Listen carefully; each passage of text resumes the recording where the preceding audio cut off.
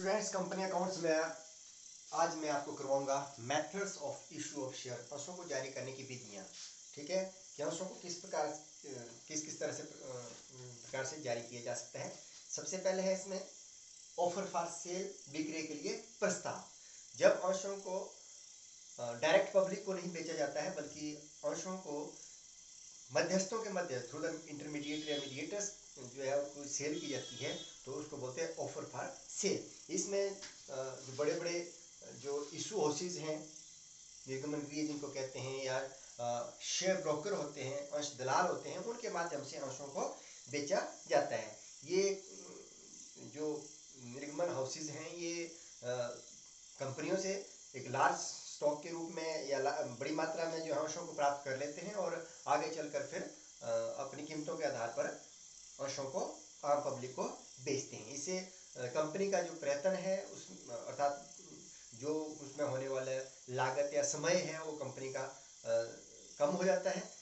ठीक है, क्योंकि उनके शेयर बिक जाते हैं और इन मध्यस्थों के माध्यम से शेयर जब बिकते हैं तो जो उसमें लगने वाला प्रयत्न है, जो उसमें लगने वाले व्यय हैं, उनसे बचा जा सकता है। तो इस तरह से इसको बोलते हैं जब मीडिएटर्स के माध्यम से, मध्यस्थों के माध्यम से अंशों को बेचा जाता है तो उसको बोलते हैं ऑफर फॉर सेल।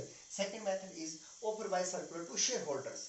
ठीक है, कि अंशधारियों के नाम जो परिपत्र द्वारा प्रस्ताव किया जाता है, खासकर जो एग्जिस्टिंग कंपनी होती हैं, जो पहले से चली हुई कंपनी, विद्यमान कंपनी जिनको कहते हैं, अगर वो नए शेयर जारी करना चाहते हैं, ठीक है, तो पहले जो एग्जिस्टिंग कंपनी है वो अपने पुराने जो अंशधारी जिन्होंने पहले शेयर खरीदे हैं कंपनी ने, क्योंकि पहले शेयर जारी किए हैं, पुनः वो शेयर जारी करना चाहती है, तो पहले जो पुराने हमारे अंशधारी हैं उनको उनके द्वारा क्रय किए गए अंशों की अनुपात में जो है अंशों को ऑफर किया जाता है, प्रस्ताव किया जाता है कंपनी की ओर से कि अगर हम नया इशू जारी कर रहे हैं, अगर आप कंपनी के शेयर लेना चाहते हैं तो आप उसके लिए जो है प्रस्तावित हैं और उसके लिए आप डिमांड कर सकते हैं।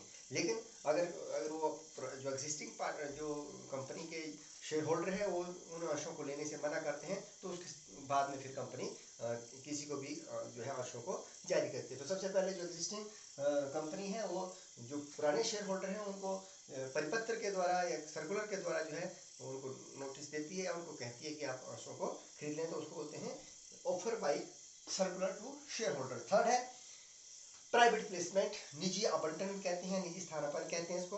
कई बार जो सार्वजनिक कंपनियां होती हैं उनके संचालक इस बात से संतुष्ट हो जाते हैं कि वह जो अंश हैं वो अपने निजी संबंधों के कारण या निजी जो उनके कह सकते हैं कि जैसे वो स्वयं भी जो है कंपनी के शेयर खरीद सकते हैं या उनके दोस्तों के माध्यम से, उनके रिश्तेदारों के माध्यम से, या जो नॉन रेजिडेंट इंडियंस हैं उनको अंशों को बेच के, या जो फाइनेंशियल इंस्टीट्यूशंस हैं ICICI, DBI, IFCI आदि जो संस्थाएं हैं उनके माध्यम जो है वो अंशों को बेच के पूंजी इकट्ठा कर सकती है, तो उसको बोलते हैं प्राइवेट प्लेसमेंट। अर्थात जब पब्लिक के लिए, आम जनता के लिए शेयर जारी नहीं किए जाते बल्कि अपने निजी संबंधों से ही शेयर जो है इशू सब्सक्राइब हो जाता है तो उसको प्राइवेट प्लेसमेंट या निजी आवंटन कहा जाता है। इस तरह से जब शेयर जारी किया जाता है तो इंस्टीट्यूशन जो संस्थाएं, इन्वेस्टर्स होते हैं, अर्थात इस प्रकार के जो संस्थाएं होती हैं वो उनके पास जो डिमांड होती है लोगों की पहले आई होती है कि हम शेयर खरीदना चाहते हैं और वो फिर आसानी से उन शेयरों को बेच देते हैं। इंस्टीट्यूशन इन्वेस्टर्स कहते हैं उनको। ठीक है, संस्थागत निवेशक। और जब इस तरह से शेयर कंपनी जारी करती है निजी संबंधों के कारण तो उसको प्रोस्पेक्टस जारी करने की जरूरत नहीं पड़ती है। प्रोस्पेक्टस तो आम जनता के लिए जब शेयर जारी किए जाते हैं तो प्रोस्पेक्ट विधि उसे कहते हैं, नेक्स्ट विधि आप पढ़ेंगे। लेकिन अगर इस तरह से जो कंपनी शेयर जारी करती है इंस्टीट्यूशनल इन्वेस्टर्स को या जो अपने निजी संबंध हैं उनके माध्यम से, तो फिर उस प्रोस्पेक्टस के स्थान पर स्टेटमेंट जो है, स्टेटमेंट इन न्यू प्रोस्पेक्टस, जैसे कि मैंने आपको पहले बताया है, उसको जारी करके जो है अपने शेयरों को सब्सक्राइब कर किया जाता है। इस विधि से यही फायदा होता है कि अब आप उसके लिए आपको लंबी प्रक्रिया से नहीं गुजरना पड़ता, समय भी कम लगता है, खर्च भी कम आता है। ठीक है ना, और वैधानिक औपचारिकताओं से भी आप बच सकते हैं, अर्थात उसमें भी आपका जो व्यय आदि होना है वो समाप्त हो जाता है। और संस्थागत निवेशक जो है वो धन लगाना पसंद करते हैं, ठीक है ना। तो कहने का मतलब एक सस्ती प्रक्रिया विधि जो है मानी जाती है अंशों को जारी करने के लिए। अब उसके बाद फोर्थ विधि है पब्लिक सब्सक्रिप्शन ऑफ शेयर्स, ठीक है।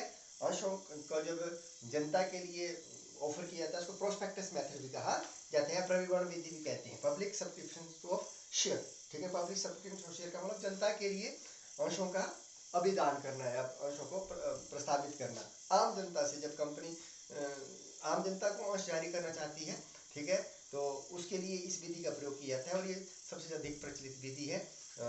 बड़ी कंपनियों में ज़्यादा पैसे की जरूरत पड़ती है और कुछ लोग उसमें पैसा नहीं लगा सकते, इसलिए बहुत सारे लोगों को उसमें शामिल किया जाता है और एक बहुत बड़ा जो एक कॉमन स्टॉक जो है एक तरह से इकट्ठा हो जाता है, लोगों का पैसा इकट्ठा हो जाता है, एक बहुत बड़ी राशि से जो है कंपनी चलाई जाती है। तो उसको प्रोस्पेक्टस मेथड भी कहा जाता है, क्योंकि इसके लिए कंपनी जब आम जनता को जारी करेगी तो आम जनता को कंपनी के बारे में बताने के लिए एक डॉक्यूमेंट है जिसको प्रोस्पेक्टस मैंने पहले बताया था आपको, जारी किया जाता है, जिसमें कंपनी के बारे में बताया जाता है। एक तरह से वो कंपनी की एडवर्टाइजमेंट होती है कि क्या कंपनी है, उसके क्या उद्देश्य हैं, क्या बिजनेस कर रही है, किस प्रकार के शेयर जारी कर सकती हैं। तो इस तरह से या कंपनी के क्या उद्देश्य हैं वो सारा का सारा प्रोस्पेक्टस में दिया होता है, इसलिए इसको प्रोस्पेक्टस मेथड कहते हैं। और उसमें जब शेयर जारी किए जाते हैं तो उसके लिए सबसे पहले प्रोस्पेक्टस जारी किया जाता है, उसके बाद उस प्रोस्पेक्टस के आधार पर लोग शेयरों के लिए अप्लाई करते हैं, एप्लीकेशन भेजते हैं, ठीक है।